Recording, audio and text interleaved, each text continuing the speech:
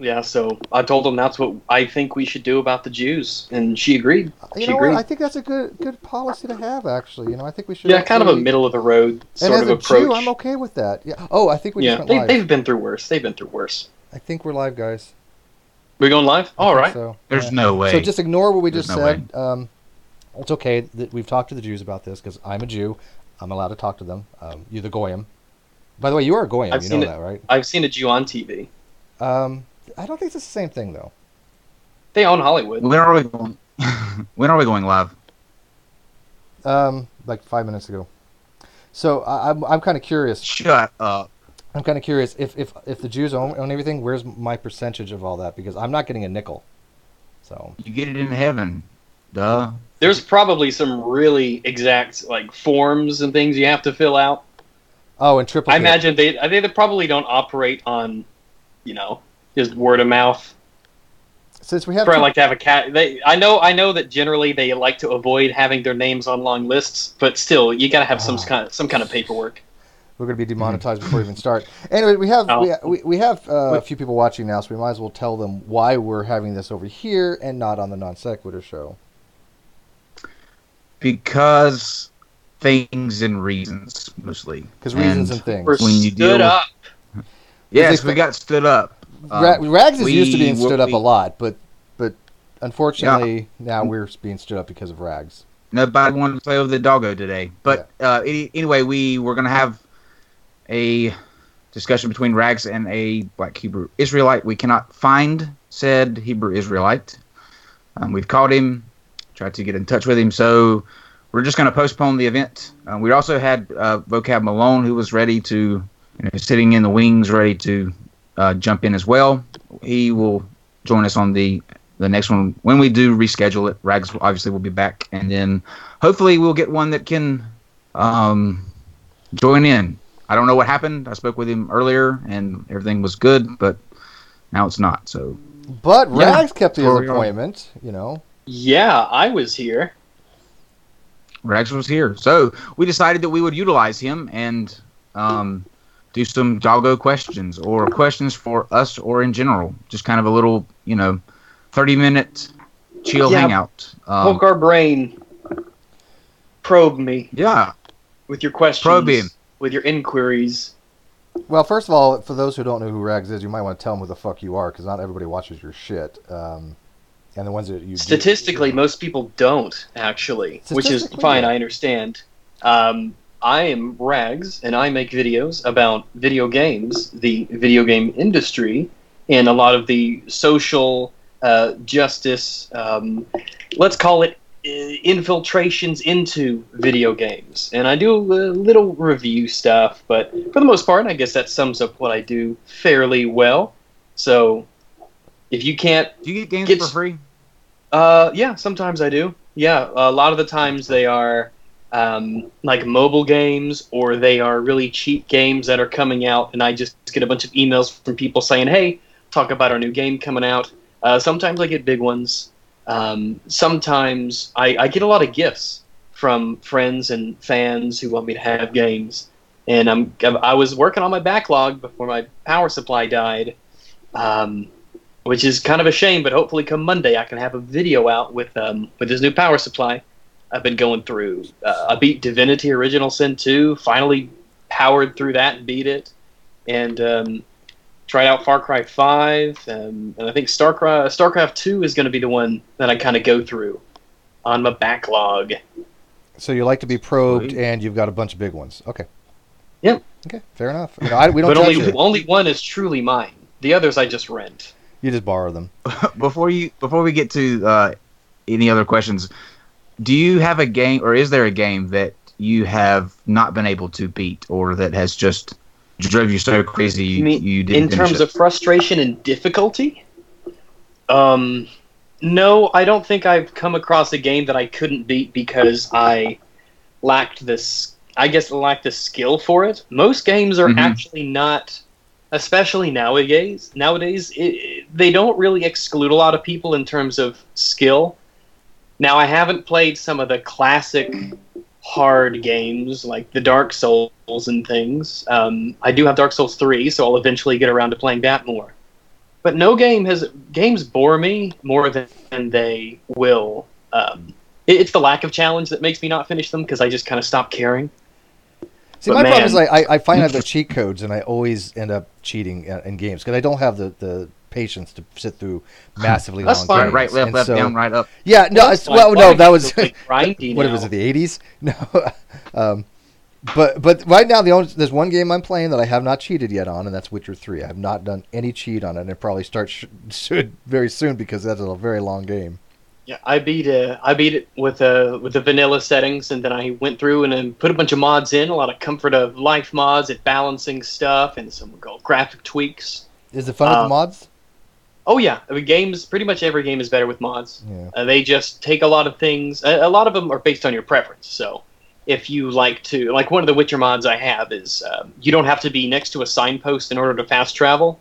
You know, it doesn't really affect the game. It just saves you a little bit of time. Oh God, give me that mod. It's just, Yeah, it's maybe just I'll a little, implement just that. a little comfort of life mod. Is things that like considered that. cheating though? I mean, look, I wanted to play it vanilla because I'm If playing you- vanilla now, but I mean, it is time consuming. Only in technicality it's cheating, but it's But a I feel single so player dirty. game. I don't worry too much about cheating. I mean, like when I went through Divinity Original Sin 2, I put a bunch of mods on just to kind of tweak it to what I thought would be a better balanced and better paced game. It just depends on you. I mean, as long as it's not multiplayer, and as long as it's not like some crazy overpowered God mode sort of stuff, then I don't think there's a problem with you putting mods on and then saying that you beat the game. I don't have to go to confessional. I don't have to like talk to G-Man and tell him my sins and all that about doing that. You might want to tell G-Man. I would like to know what he has to say about your video game It's related. probably against the Bible. Are you I'm sure? Yeah. Are you sure about that? By the way, Brian, Well, thank you for the super chat. I'm not sure what it was for, but thank you. I would be curious to get his opinion on a lot of the technological advancements that we've had. Is he for it? Is he against it? What does he think of esports? He has a gaming channel. He does? Yeah, He does. I had He no actually idea. does. I'll avoid that at all costs. yeah. I think he has like 4 subs. He's- I mean, Well, I look at it this way. If I don't really want to take spiritual advice or philosophical advice or biblical advice from G-Man, I don't think I'm going to take gaming advice from him either. Call me crazy. yeah. He probably thinks it's morally wrong to kill NPCs. You know, there are people. Well, for the most part, what I hear is that it's morally wrong to kill NPCs if the NPC's a woman. But don't- otherwise, it's pretty much fair game. I don't know how anybody even make any kind of argument when you're dealing with a game. Games are morally inert. There are no moral Yes. values in a game. So whether you're killing people in a It's just game or pixels not, on a screen. yeah, exactly. There's no morality attached to it. But I would think that of all people, G-Man would probably find some stupid argument to make that case. Yeah. Normally, it has to do with the interactive nature of games. If a game makes you press the button that makes the thing happen, then it compels you to a certain action, even though the action is just regarding pixels on a screen. Really, where a lot of the controversies occur is the way that video games make you think about what's going on, and that's kind of the best way that they can do it. They use it as, I mean, movies do it to a degree as well, obviously, but when you put the initiative in the hands of the person experiencing the medium like video games do, which is not what you get with a movie or in the cinema, then people use that as a way to tell stories in a more personal kind of way. Yeah. I think that I can see, like, to a certain extent, I can see them making an argument. I don't agree with it because I don't think it's true. I see but the argument. I think it's dumb. Yeah. Yeah, I agree. see it. You have to be able to distinguish between reality and, something that's not reality. And if you can't, you shouldn't be playing video games in the first place. Yeah, and Yeah, there's If nothing you have morally that- attached to it. It's like even in your dream, you have no moral obligations or of any kind, whether deontological or from consequentialism. You have no obligations to do anything in your dream to anybody. You're not. There's no penalties Yeah, for anything. it basically exists as a fantasy in Yeah. a sense, where even our fantasies, which everyone has, is not necessarily what we want reality to be.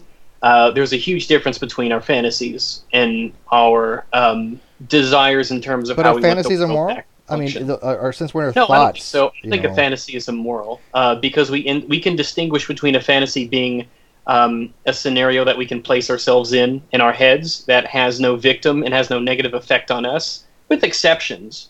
But for the most part, we can. For instance, everybody has a zombie apocalypse fantasy. Oh, yeah. Everybody has. I've got my team picked out, man. I literally have my NY team picked out. Everyone has those fantasies, but that doesn't mean we want it to happen. It's just a fantasy. These are just thoughts inside of our head that we, just kind of daydream about. They don't reflect any of our moral character, I don't believe.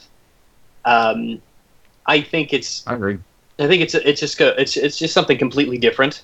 The video games do, though, through storytelling, often make us feel bad about choices that we make or good about choices that we make, even though we know that technically it's just pixels on a screen and code running through your computer or your console. The way that we can immerse ourselves with characters and dialogue and scenarios, it can teach us. It does. I don't know if it can teach us how to behave, but I think it teaches us more about ourselves, really. Well, I mean, I honestly tend to play the better the good characters over the evil characters. I prefer them. Yeah, and I also play female characters. Evil character. Yeah, no, there's nothing wrong with it. I mean, like even in WoW, I have a horde character. I have a couple of horde characters, but I tend to play Alliance. But there's nothing wrong playing horde, and they're not technically evil.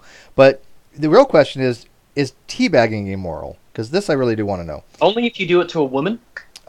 See. That's the thing. But how do you know who's on the other end? Wow, right? we just went way out of left field. I did not see that. I had a time delay reaction on that. In my head, my brain just went, "Did he say teabag?" Yeah, I mean, we all have done it, right? Everybody's. Oh yeah, everyone does. Everybody does teabagging.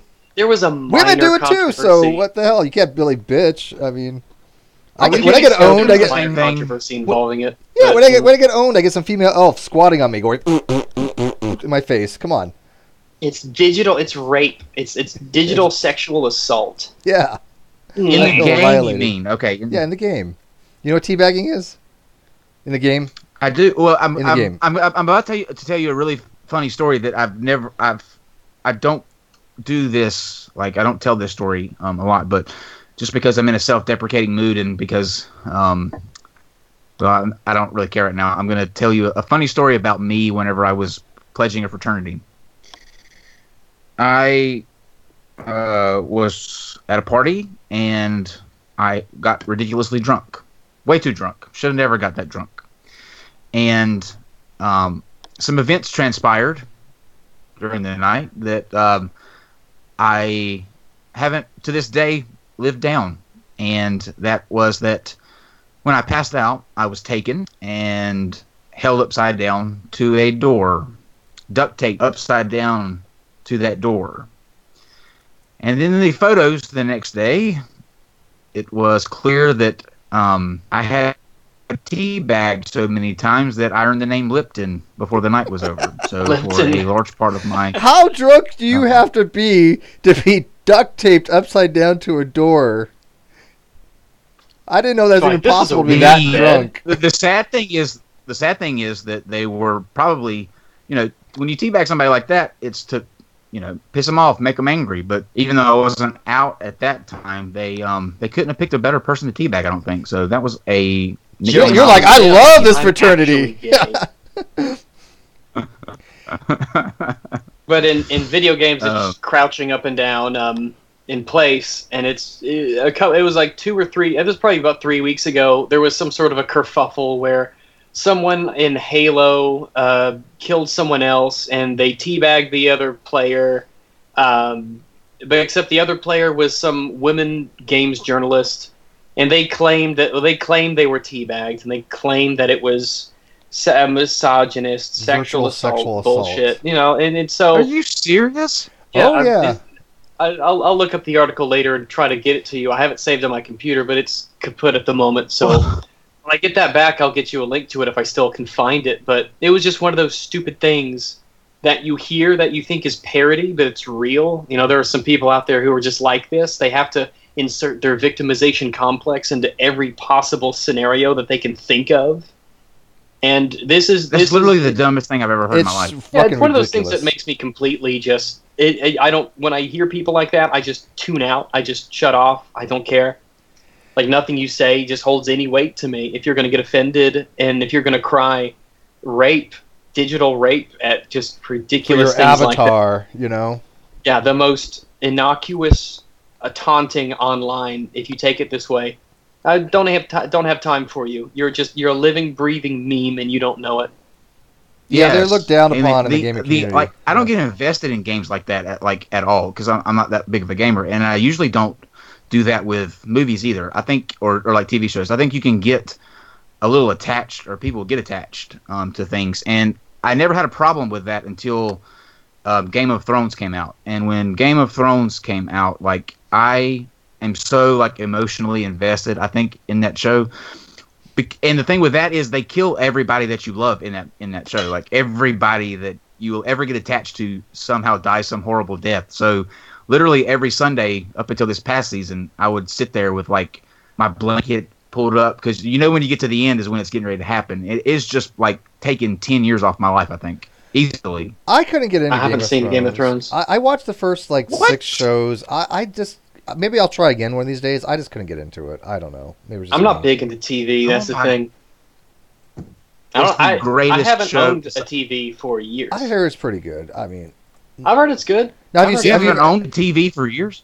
I haven't owned a TV for years. yeah, I don't watch TV. I watch TV on the computer. That's how I watch my TV. Yeah, But that's pretty much how I am. I mean, Netflix every once in a while, but normally if if I can't get it on YouTube, there's so much stuff there anyway to go through, and I have, my circle of people that, I watch their content. I'll play a game. I'll play a more interactive form of entertainment. That just appeals to me far more than sitting down and watching a movie. I'll go to the movie sometimes. Do you Twitch? Are you on Twitch? I don't Twitch yet, but it is my intention to. Very soon. That'll in be fact. huge for you. have you ever watched the show Da it might. Vinci's? That'll be huge for you. Kyle, have you ever watched the show Da Vinci's Demon? If you like Game of Thrones, you probably like Da Vinci's Demons. Very good. Or Da Vinci's Demon. Does Very it come good on like show. ABC or CBS? No, it's or canceled. NBC or It's something already like off that? air. It only had 3 seasons, but it was on HBO, I believe. Oh no! Great I have show. a Check weird, into I have a it. weird thing. Like, I can't get into network shows because of What do you how mean? like, ABC, NBC, Fox, because they play it safe on everything. It's like not HBO. HBO goes like just, I think I know what you mean. Yeah, everyone. Yeah, who has plot armor, and if the day's going to be okay at the end. There's always the cathartic ending. I get what you Right. mean.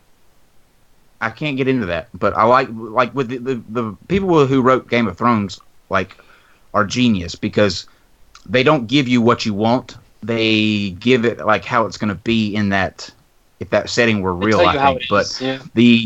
the writers are doing something. They're in the news again now for that new show that they're wanting to do on HBO, where the Civil War went differently, and the I heard about African that. Americans kind of, set up their own state or their own country within the United States. So they have like Louisiana, Mississippi, Alabama, and that's their country, and the rest of the country is, sectioned off. So I mean, that sounds interesting, but people are like up in a uproar because it's reinterpreting what history is, or It's just a That's fantasy. bastardizing history. It's just like, hey, Yeah. what if? It's one of those fun little ideas to play with. I think if you have a problem with that sort of stuff, ugh. I think it's creative. I think so too. I That's think an when you interesting do- concept. Yeah, it's slavery's a touchy issue, and I don't think they should ever be in a position to take anything away from that. But doing something like this doesn't. You know what I mean? Like, it doesn't ease up the way that people feel about slavery, and I think that's what the point they're trying to make is. But it's just Yes. not true. When it comes to stuff like that, you just got to be like, yeah, it happened in history. It doesn't get any special treatment. I mean, you have these shows where, what if the Nazis won World War II? Things like that. These alternative history kind of movies, and some of them are really interesting. Man in the High Castle. Yeah, Man in the High Castle, stuff like that. Wolfenstein, those games. But, I think it was... Man, I forgot who said it. But, It's like people get really touchy about things like the Holocaust and stuff, but they couldn't give two shits about all the other genocides that happened on the planet. You know, it's just some things just get this special designation that they're this thing that you don't mess with or whatever. That's true. For whatever reason. That's probably, I mean, you have even recently as Rwanda. That was in the, what, 90s? Yeah. Recently. Yeah. Well, there's been a lot of genocides over the last, couple decades. Just curious though, since you're such a big and you have such a like such a huge following, here on YouTube, why haven't you got into Twitch yet? Because that seems to be the place for where gamers are. Like, you would wreck house on there, I think. Well, while it is my intention to do it, I know some people who have some. I know some big names in the, believe it or not, the furry community, who do a lot of work with animations and models and things. So I intend to hire them, so I can have like a little, like basically like a puppet that will react to my face. Because I've seen some of those and they look really nifty and they stand out a lot, and they look really cool. But the reason that I haven't really gotten into it yet is because when I sit down to play games, it's me time. I like to, especially with single-player games, I like to take my time and just immerse myself in it and kind of savor the moment. And I just want to, just me and the game and me enjoying the game. I do a lot of multiplayer stuff, but for a lot of games, one of the reasons I've enjoyed it so much is because I didn't feel like I need to progress or go at a certain pace because a bunch of people are watching and they want me to go, or they want me to do something. It's just me enjoying the game at the pace I want. And for some games, that makes sense. It's a huge benefit to some games if you don't rush them and if you take your time with them and you kind of enjoy it. Witcher 3 is a good example. Mm-hmm. Hellblade, that came out last year, an arguable game of the year. That's another example. You can lose a lot of the, a lot of the greatness that a game has if you try to go through it at a pace that isn't your own. But I do intend to do a bit of streaming with a lot of games, especially as I try to catch up with games that I don't necessarily have a huge investment in, but that I do want to finish. That'd be fun. You mentioned a an interest of mine. I think that I've told Steve since one of the first conversations that I had with him, this got brought up. And if you say you have connections to them, if you could get one to come on and talk about it, you would be my hero. But I would love to interview a furry. I want to do East Coast versus West Coast. That's what I want to do. East Coast versus West Coast furries? Yeah.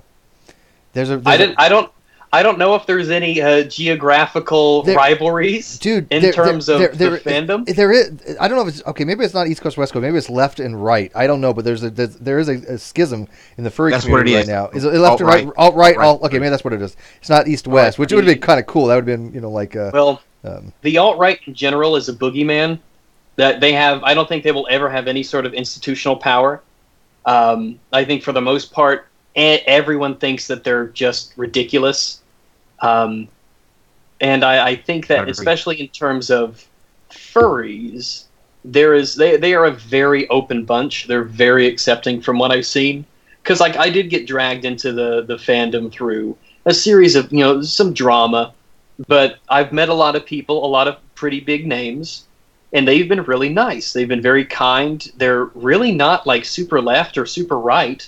I think by most accounts, they seem to be what seems to be fairly standard, a fairly socially liberal, fiscally conservative sort of young age bracket bunch.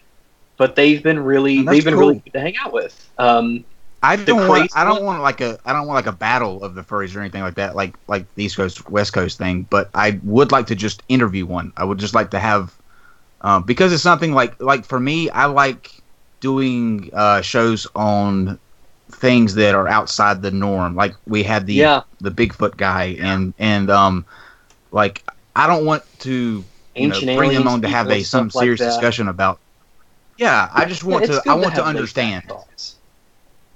I want to understand. Yeah, I could ask them, and I could see if they want to hop on the show. I think that would be pretty nifty. Yeah. I will say that if you want one of the like crazy leftist ones, like there's a segment of the furry community. They're very small, but they're very loud. The anarchist, communist, bunch, the super social justice lefty types. But good luck getting them on an interview. You can try if you want. I can't contact them because they probably are. They know to run and hide. I'm one of the undesirables. I'm too dangerous to talk to. Why don't we do something like even before I was That's banned hilarious. on Twitter, I was on block lists and things like that. But if you just get a good level-headed person to talk about this stuff, yeah, I mean it's a culture, it's a community, it's really not quite as it's not as cancerous as a lot of people would think. Either that, or maybe maybe I'm just used to it. I don't know. I don't think it's cancerous, but for me, it's something that's just out. Like I said, I like. It's not a confrontation thing or anything like that. I just want to understand, like, as somebody looking from the outside into that community. I'm just curious, so I just want to ask like the questions that I think many people have, but just don't. Well, why don't we just do this? Why don't we just asking. why don't we get the alt? Why don't we get the alt right, the alt left, and we'll just do it like an East Side West Side musical, like West Side Story. What is the alt left exactly? We could have a sing There off. is no alt left. There's no alt left. I'm sure there's an alt left. I don't know what it is though. There's got to be an alt left somewhere. That reminds me, guys. That reminds me. I have a huge announcement to make right now. Okay, huge announcement. I got my wish last night. Okay, I will know a date by Monday. He's going to get back with me on Monday. I sent him some potential dates, but we have our sovereign citizen. Will be coming on to have a discussion on being a sovereign citizen. And surprisingly, too, I talked to David Smalley. Many of you guys know out there, he does Dog Minute Debate, which is a really big podcast and radio show. He will be coming on as soon as I get a date from him. But I talked to both of those people last night. So it was a really good night last night. But that's exciting. We have a sovereign citizen that will be coming on for a discussion. So, yeah. Yeah, they're crazy. I'm not driving, I'm traveling. Man, this guy had a CNN I can barely hear you guys. Skype keeps lowering the volume. I told you it was messing with my volume. It did it. People don't understand. I hate Skype. I literally hate it. Why are we using Skype? Because Skype is the only really thing that works for what we're trying to do, I guess. But it does mess with my audio levels. It's ridiculous. Let me tell you why.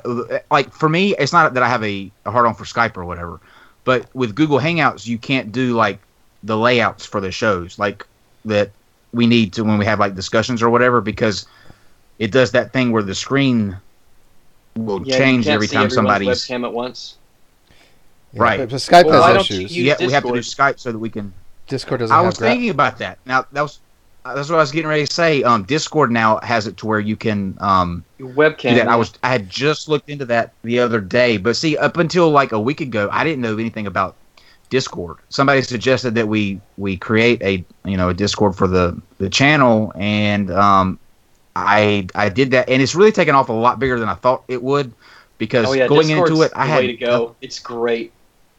Yeah, I like it. It's a lot of fun, especially the other night with the Landon Kurt Knoll kind of coined a new phrase that I think will be. I'm thinking about having a cork room channel just for people who it'll be a private channel, but Wisdom Vendor will definitely get the first invite. Were you there when he was there, Rags? The old man? Yeah, the old cranky I was. Man? Real bad mic.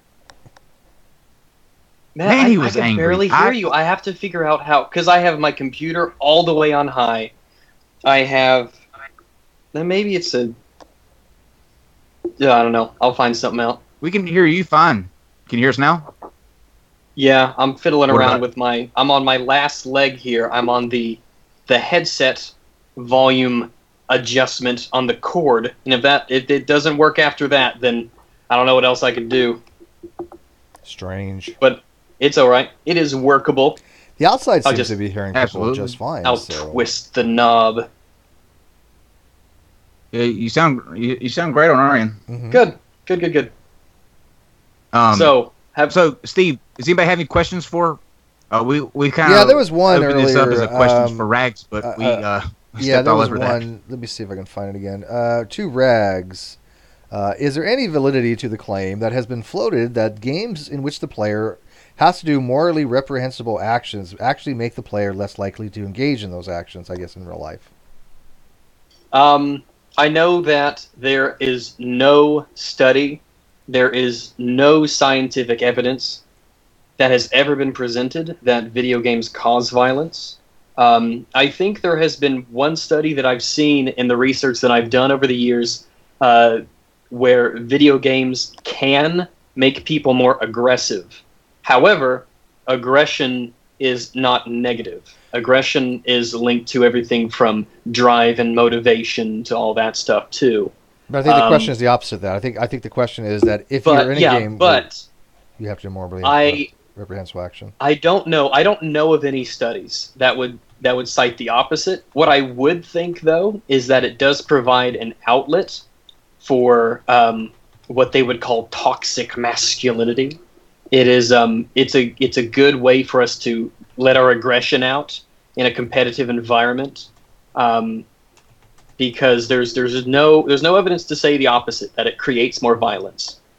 I would not be surprised if it turns out that indeed, if you engage in violent video games, if you play them, if you're very competitive about them, if you have a very competitive spirit, that they can make you more level-headed in the real world, because it gives you an outlet to let all your aggression go, kind of like how sports would be. Like I know at the Olympics, they're talking about in like 2024 having esports be a thing. I mean, it's a big thing. More people watched the League of Legends championships than watched all of the World Series games combined. So it's a Wow. big thing. It is a big thing. So I wouldn't be surprised if going forward, especially, we see a lot more studies and papers that look into the effects that video games can have on our behavior. I think that they've made me a better person because they have presented me with moral dilemmas and questions that I wouldn't normally encounter every day. I know that talking to people online and formulating my thoughts for videos and playing games where there's a lot of dialogue, it does help me to elaborate better on what I'm trying to say. It allows me to enunciate my thoughts a little bit better, just like reading would. Though I would still say the best way to learn how to type and speak is to read. But I don't have a definitive answer for that question. But I would imagine that we might one day find out that video games have a positive effect on reducing violent tendencies, especially in men. I definitely think it adds to people that are being competitive. I think it does add to drive. No question about that. What does it say for us as people, though, if you do have some kind of remorse for committing a moral atrocity in a game? I mean, even though we already decided games are morally inert, we have no moral obligations in a dream. It doesn't matter what you do; it has no consequences. There's no rules you have to follow. There's no morality involved in pixels in a game. But if a person does feel guilty for doing a forced, morally reprehensible act, what do you think it says about the person? I'm just curiosity. I think it tells the person more about themselves. It's a method of self-reflection in a way. One of the biggest gaming controversies of recent years was when Call of Duty Modern Warfare 2 came out. There was a mission that happened early in the game called No Russian, where you were an undercover FBI or CIA operative who was basically planted in a Russian terrorist cell, and the objective of that mission was to kill innocent people in an airport. You arrived on the elevator, you have this machine gun, and you walk through the level, you walk through the airport, and you shoot as many innocent people as possible. You don't have to. That's the thing. The level would progress regardless of whether or not you pull the trigger or not. But it was very blatant, in your face, sort of, this is a bad thing to do.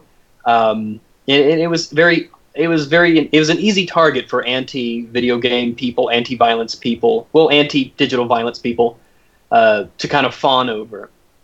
But things like that, and you see them a lot these days. They're in The Witcher. The Witcher has a lot of Moral decisions all the time. moral decisions. Absolutely. There's not necessarily going to be a right decision, and sometimes you feel bad because even though you feel like you made the right decision at the time, it led to some negative consequences that you couldn't have really foreseen down the line. And way down the line in that game too. I mean, even decisions you make early on can affect the lives of other people. If cities, get destroyed, I mean, it is a very involved game with morality. And I tend to do the let the person live kind of thing, right? Do you slay him or kill him kind of thing? I always always for the most part when it comes to video games, I take a lot. Well, a lot of it. First off, a lot of it has to do with your ability to immerse yourself in the world you're being presented.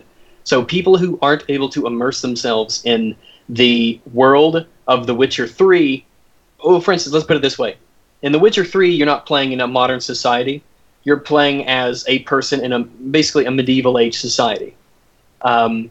So a lot of people look at that as, well, if I was in this world, what would I do? Some people say it as, well, if a present-day me, was in this world, what would I do? Because the way that we view morality and especially justice has changed over the years. In video games, especially if I'm playing in medieval ages or one of those types of times, or if I'm playing a game where it presents you lots of options of whether or not to kill people, I really try to only kill people if I feel like they deserve it, or if letting them live would cause more harm than good. And I think that, like I said, it comes down to your ability to be immersed in the game.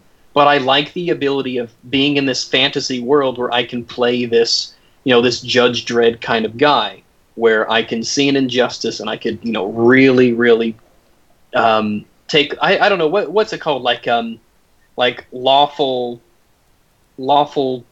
good or whatever it is. Where I mean, if there's lawful a murder, good would be like a paladin. Yeah, so if I come across bandits on a road and you have the option to let them live or to kill them, I'm going to kill them because then they're just going to hurt the people who come after me, right?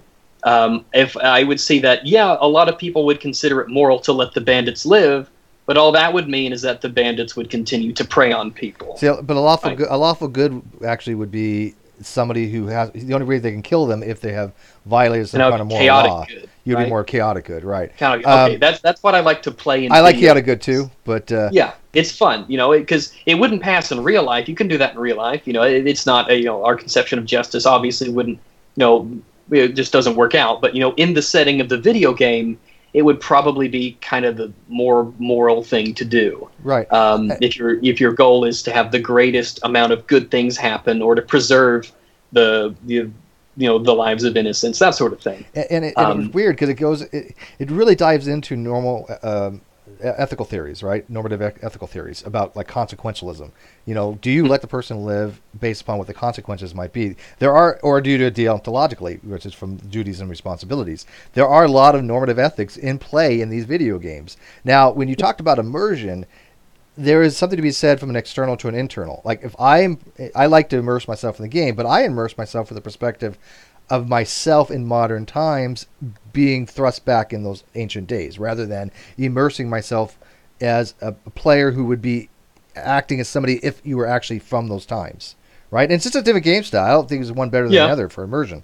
But I bring one of my knowledge to the game, and I immerse myself as if I am myself playing, a game, being back then. I'm actually teleported back then, rather than what would this person do if it was 7,000 years ago or something, or whatever, Yeah, I mean, and it's a huge stretch from saying like, well, innocent until proven guilty. Obviously, is an extremely important facet of modern, justice. It's the pillar of modern justice.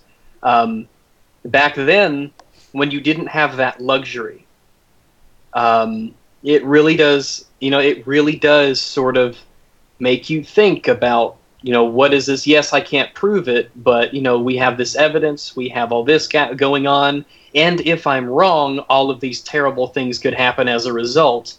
And, there are times in games where maybe you do take that extremely merciful sort of route that makes you feel kind of good. But then they're like, oh yeah, our whole you get village fucked. got You get burned fucked down. every time. Yeah, our whole village got they burned make down it that way. because You let know that when you make a bandit moral live. decision of It's like, something why that's did good, you- you're gonna get fucked. Why did you let that bandit live? Yeah. Like, why would you do that? Why didn't you kill him for what he did? Now, like, look at all the people who died because you let him live. That sort of thing. Yep. But there's a lot of good questions, and one of the good things about The Witcher is that it doesn't have a karma system like a Fallout does, like a lot of RPGs do. You don't get a little halo or a little devil symbol if you do good or bad things. If you steal something and get away with it, then you stole something and you got away with it. If you did an evil action against the character, then you did an evil action against the character. That doesn't mean that 20 minutes later you can't be merciful with somebody else. It doesn't. Mass Effect is a good example. Yeah, Renegade versus Virtue. Was it? Renegade and Paragon, where if you basically have to put points and continually choose a certain path in order to unlock those paths later on. Right. So, which I like that system. I don't actually. I don't like it. Because it penalizes you from deviating from a course that you've set out at the beginning. But the reason I like is, one, they could actually your paradigm and your Paragon and your Renegade actually goes from Mass 1 to Mass 2. It can continue on, and it actually develops in terms the of character. The decisions that you make for the story, not in terms of the metrics of your character. Yeah, for the story. Yeah, for the story. Yeah, for the story it makes sense. Yeah. But they do that in The Witcher 3, but they don't have that metric. It's just these are the consequences to the decisions you've made. It's not like you say, okay, I've made decision A in how to resolve this situation, so I get 5 points of Paragon. Yeah. Or you do this and you get 1 point of Renegade. It doesn't quite work like that. Whereas in Mass Effect, especially late game, if you want to save a teammate or if you want to resolve a situation a certain way, the only way to get your desired or the optimal outcome is if previously, before that, you put enough points, like physical level up points, into a Paragon or Renegade, bar, or you have continuously been choosing either the Paragon or Renegade options. And every time you deviate from, like if you're playing a good character, but you want to be, Renegade for this path, then you have lost potential Paragon points that could potentially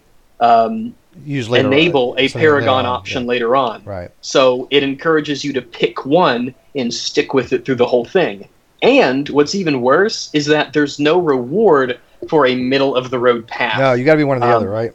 Yeah, you need to be either very good or very bad to get the best benefits of each. But if you're like, a human being who has a mix of both and see things differently, then, why can't I be really nice to my friends, but, a total dick to these strangers? Yeah, I agree with you. They didn't plan very well for the middle of the roader, right? I mean, I was playing Paragon, but... Yeah, so you're like, because it makes you go, even though I would really do this, or I feel like my character would really do this, or even worse, if the game presents a Paragon option to you that you definitely don't think is a Paragon option, that you think is even, perhaps maybe even morally irresponsible, you still need to pick it because the game says it's Paragon, and you don't want to lose on those Paragon points. I've noticed a few situations like that in Mass Effect. What I thought would have been like Renegade or Paragon, the game took opposite, and I'm not quite sure. But somebody asked this question, and I have a follow-up on it.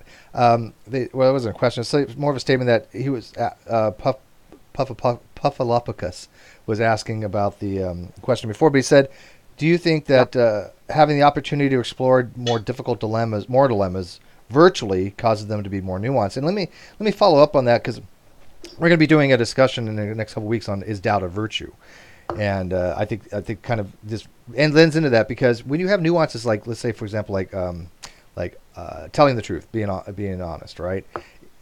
If I'm honest just because I'm honest because I'm fearing the consequences, that's not a virtue, right? But if I'm honest for being the sake of being honest because I want to tell the truth, right? Because it's the truth, that's virtuous. So two people that can both be honest, but one is virtuous, one is not. So in a game, I don't see a way for them to be nuanced like that. If you do an honest act, like you found a purse, you give it back to the person, in the pub or something, right? Or you don't try to. I think that the video game solution to that is to not have metrics. To do the Witcher 3 route, you do what you feel. Right, so before you get into your answer, before you get into your answer deeply, I've got something that I need to take care of before we jump on that next stream real quick. So, you two go ahead and Rags answer this question, but I've got something that I need to handle real fast, Okay. and I'll I didn't want to should I be tell rude about and the not next say stream? goodbye and thank you to Rags. Should I tell them about the next stream? Yeah, I got a call that I need to take. It's going to take me a few minutes, so right. I didn't want to be rude and not say goodbye to Rags and thank him for coming on. But we are going to reschedule that, Rags, and we'll let you know, or I'll let you know as soon as let me know when he's around. But I just want to say goodbye. All right. Yep. Thank you. Yeah. I'll be finishing the stream in about 5 minutes then. Sure. Do something else. All right. Bye, guys. Yep. So does that make sense about the nuances of being virtuous? Like I said, you're making a decision, but are you being honest for the sake of honest? Because that affects a lot of things, especially in our discussion with coming up on virtues. Because like me, doubt is not a virtue. I do not see in any way, shape, or form doubt's a virtue. Kyle's going to be arguing that doubt is a virtue. Ozymandias is going to be arguing it's not a virtue, and then we have what's his name? Beautiful doubt or beautiful something or other. I can't remember his name. He's gonna be arguing that doubt is a virtue. So we have two people that think it is, two people think it isn't. I don't even really see it either way. But in terms of the question, I suppose normally a game will do this by going the Witcher 3 route, which is by not having metrics that would sway your opinion, right? If you give people the option, you'll pick moral choice A or moral choice B, and they're in your mind about equal. But there's also like a really excellent sword or 500 pieces of gold in it for you if you pick a certain option. That kind of weighs your decision. Mm-hmm. It's like, well, I mean, they're both morally about the same, but if I go this route, I can get a really nice sword or I can get a bag of money. That's kind of how a morality system works if it measures itself by like an objective statistic for your character. But for The Witcher 3, it's a great example of if you remove the element of giving characters statistics based off of their morality, it will get them to make decisions that are more true to themselves, I guess. They won't be swayed. They won't have that, that poisoning of the well. They won't have that extra little nudge to go a certain route. Similarly, a lot of the times in games, you'll have an otherwise fairly standard sort of moral dilemma, but they might change a little. They might throw a little curveball at the end, like, "Hey, you have to kill this person, to save these people over here." But the person that you kill is innocent, and they don't know that they're like. For instance, this happens a lot with like a werewolf. For instance, someone doesn't know they're a werewolf, and they end up killing people. So they don't mean it. They don't have malice behind their intent. But in order to save more people, you might have to kill the person who's a werewolf, even though they haven't done anything. They haven't made any decision to do anything evil. Or they might do something like, oh, but the person is, a child, a young child, something like that. They'll throw a little curveball in there to kind of make you stop and think. Well, it was an easy decision before, and in terms of the more utilitarian morality of it, I guess you might even say the decision should be the same. But the fact that it's a kid makes us go, well, they do that with time travel all the time. Look, this person has grown up to commit these atrocities, or like you said with the werewolf, this person is doing this. There's the fact that the person kill an innocent person because of something that they haven't chose to do, or they've done something but they don't know they've done it. Like for example, in Witcher, I think it was one of the dragons or titans or whatever something. It doesn't know it's going around doing what it's doing. And I can't remember what it was exactly, but she didn't know that it was her husband, or is that what it was?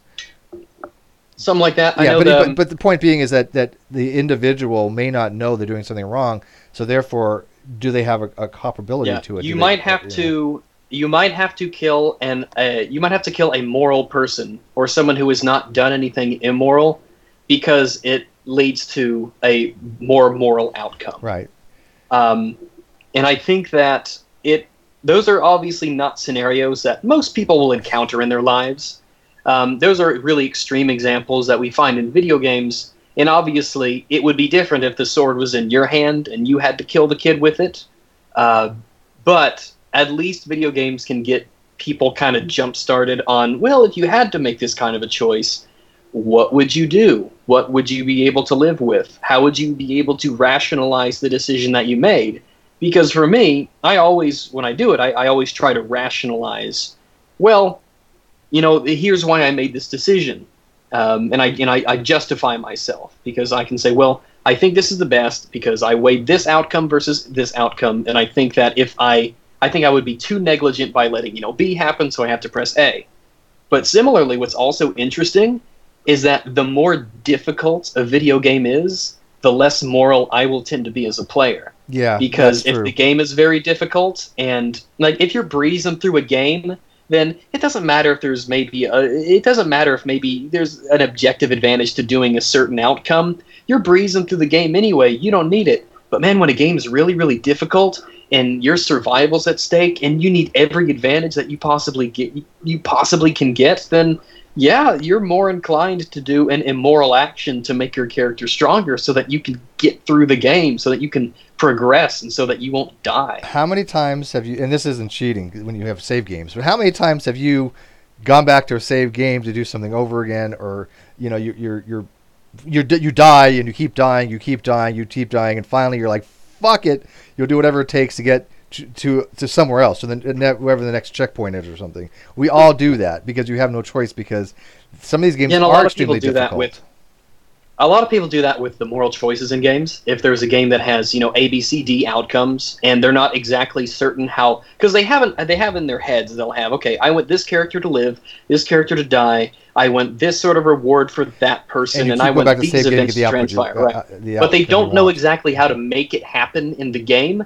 So already in their head, they want the best moral outcome. It's just a matter of, how do I actually make it happen? What triggers in the game do I have to do to make it happen? So they'll go back and they'll try. They'll go to a guide and they'll be like, okay, I don't want, like, this is a good character and I have a connection with them, or they're a good party member. How do I save them in this scenario? And so they'll look at a guide. Here's what you have to do to save person X. So I haven't looked at the guides for Witcher 3 yet. I wouldn't either. They're not necessary. I like it organic. And it's good to things seem natural. I didn't feel like in The Witcher 3 there's really any unfair sort of, well, you made this decision and so now you're screwed because of it, because something happened that you couldn't have possibly predicted. Things happen that you don't predict, but it doesn't affect you in this immediate personal way. It just makes you go, oh, I wish I would have maybe done something else. But you'll go through. But if you go through the game and you make a decision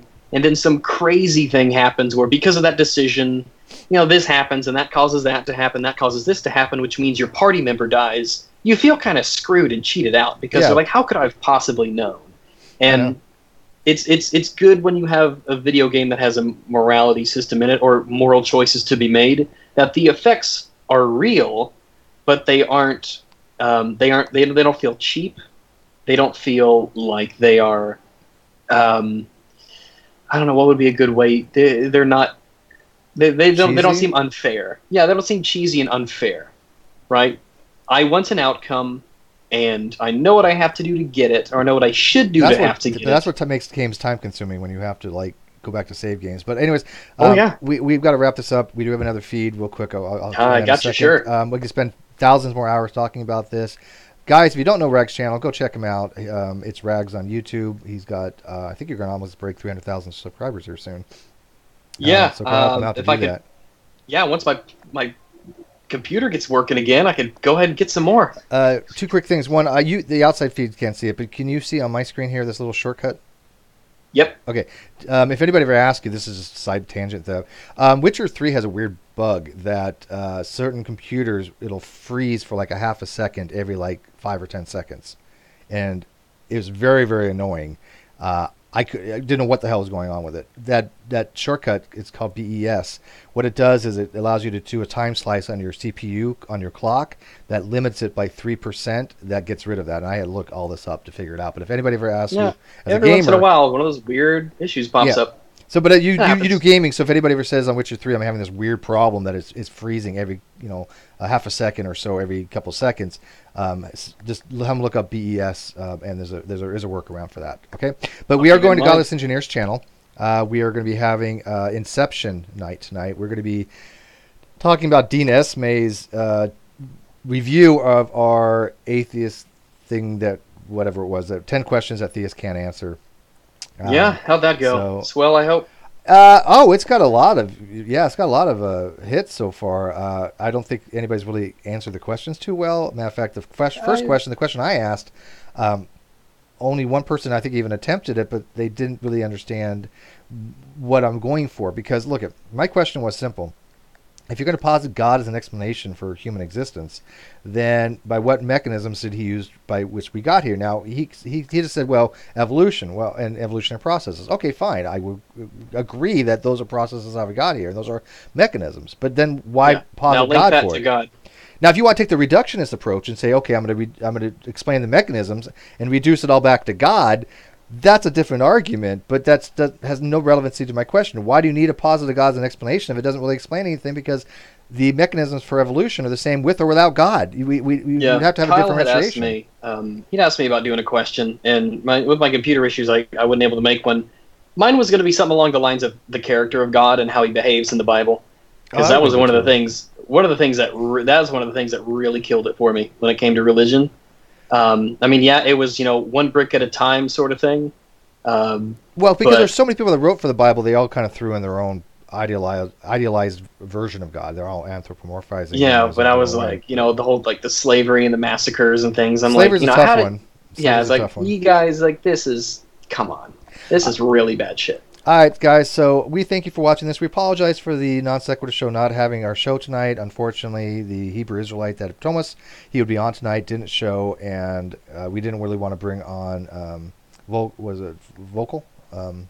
Is that his name? The one that fights against him. We didn't want to bring him on if there was nobody else to argue against. So we're going to postpone it to a future date. We do thank Rags for filling in on No this particular problem. channel. We have fun. We always have fun with Rags. We're going to Yeah, I'll fill probably all sorts of things in. we'll bring you in anytime we can, and say hi to Ian. Bring him in as well. We probably should have brought him in for this one, but he's been wanting to. But with that, let's go Yeah, to I the. think Oh, go ahead. yeah, I think video game morality would be a good I would topic to love it, discuss. dude. I think it's a great topic to discuss because I like the topic of morality. I think a lot of people have so many misconceptions of morality. I'm one of them too. I'm not very well versed in moral topics. They are very very complicated. Not just the normative ethics, but then you get the meta ethical theories, and they're very very complicated. So vocab alone. Thank you, somebody in the live chat.